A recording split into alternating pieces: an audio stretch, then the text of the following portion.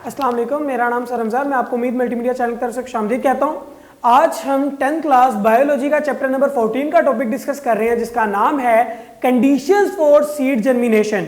यानी कि हमारे पास जो एक बीज होता है जिसे हम सीड कहते हैं, इसके उगने के लिए जो जो कंडीशंस होती हैं, जो जो शराइत होती हैं, जो जो रिक्वायरमेंट होती हैं, आज हमने उनको डिस्कस करना है। सबसे पहले जो एक सीड जर्मिनेशन में कंडीशंस होती हैं वो दो तरह की होती हैं, एक इंटरनल कंडीशन और सेकेंडली एक्सटर्नल कंडीशन।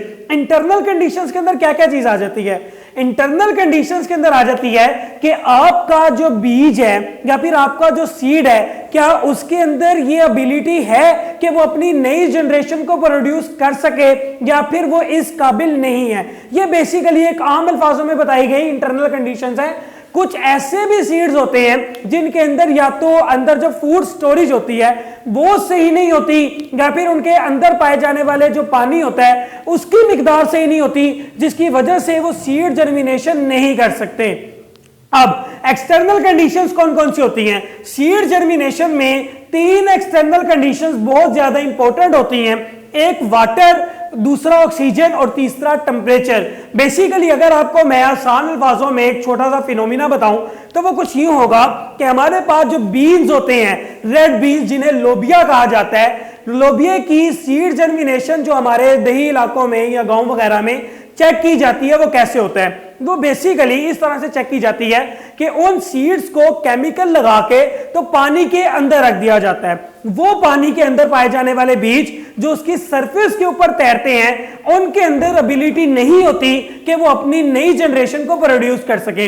इसीलिए उन ऊपर तैरने वाले बीज को साइड पे कर लिया जाता है और जो बीज नीचे रह जाते हैं उनसे सीड जर्मिनेशन की एबिलिटी होती है तो उनको ग्रो किया जाता है। ठीक है, ये एक छोटी सी कंडीशन होती है हमारे पास आम पता लगाने की कि कौन सा सीड इस काबिल है कि वो जर्मिनेटेड सीड बन सकता है और कौन सा सीड इस काबिल नहीं है कि वो अपनी नई जनरेशन प्रोड्यूस कर सकता है या फिर नहीं कर सकता।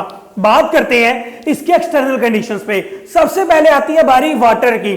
पौधे के अंदर भी पानी पाया जाता है। जो एक सीड होता है, सीड के अंदर बाकायदा मुकाम पाया जाता है जहां पे वो अपनी फूड को स्टोर कर सकता है। उसी फूड स्टोरेज के साथ साथ जाहिरी बात है कि उसके अंदर वाटर भी जो है वो स्टोर हो रहा होगा। अब वाटर एक तो उस सीड के अंदर होगा, सेकेंडली आपको वाटर उसको जब आप उस बीज को मिट्टी के अंदर बोते हो तब भी आपको पानी देना होता है। अब वो पानी जो आप देते हो, जो आप एक्सटर्नली उसको दे रहे हो, वो आपकी एक्सटर्नल कंडीशन के अंदर आएगा।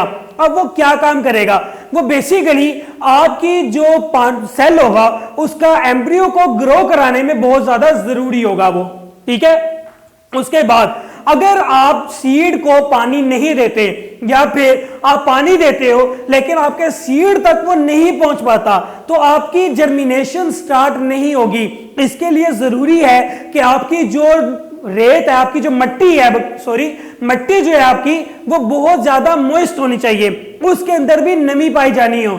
अगर आप उसे एक बिल्कुल खुश्क मिट्टी के अंदर बो दें किसी भी बीज को तो उसमें से जर्मिनेशन स्टार्ट नहीं हो सकती।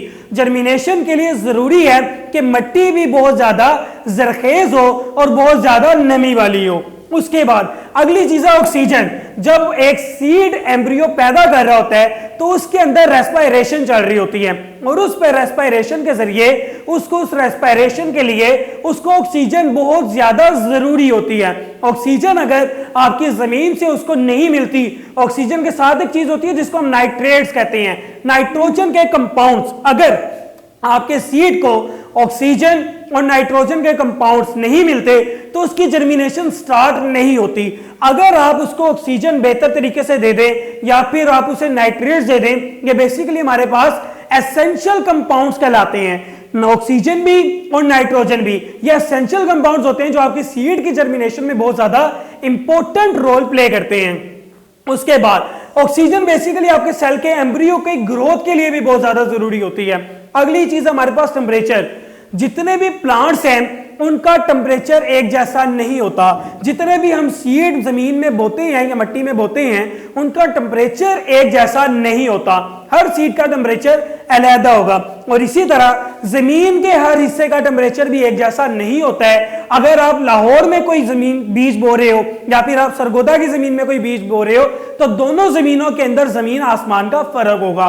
ये बेसिकली आपका टेम्परेचर इफेक्ट कहलाता है या फिर टेम्परेचर डिफरेंस कहलाता है। अगर आप एक सीड बो रहे हो इसके लिए डिपेंड होना चाहिए आपका ऑप्टिमम टेम्परेचर जो आपके सीड को रिक्वायर्ड होता है। अगर आप एक माइनस में टेम्परेचर दे देते हो सीड को तो वो जर्मिनेशन नहीं कर सकता, या फिर अगर आप उसे एक बहुत ज्यादा हाई लेवल पे एक टेम्परेचर देते हो, मतलब आप 45 डिग्री से 50 डिग्री सेंटीग्रेड दे रहे हो, तब भी वो नॉन जर्मिनेटेड सीड कहलाएगा। चाहे उसके अंदर एबिलिटी हो कि वो अपनी जनरेशन प्रोड्यूस कर सकता है, लेकिन वो नहीं करेगा क्योंकि आपने उसका रिक्वायर्ड टेम्परेचर उसको गिवन नहीं दिया हुआ था।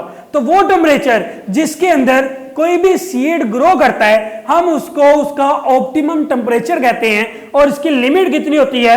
25 डिग्री सेंटीग्रेड से लेके 30 डिग्री सेंटीग्रेड तक। अगर आप 25 डिग्री सेंटीग्रेड से 30 डिग्री सेंटीग्रेड तक का टेम्परेचर उस सीड को दोगे तब उसके अंदर यह एबिलिटी होगी कि वो अपनी नई जनरेशन को प्रोड्यूस कर सके।